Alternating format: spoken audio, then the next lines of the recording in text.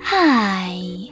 In front of me is OPPO Reno 10 Pro, and today I would like to show you how you can add a picture to text message on this device.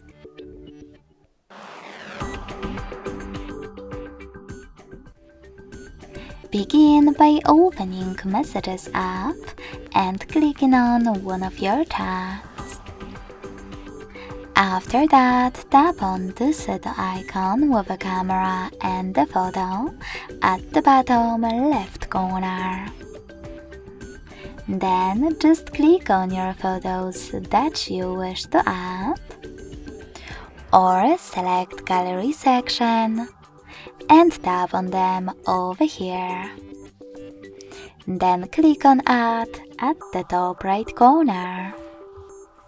You can even click on Gallery, then select Folders, and pick your photo from one of those sources.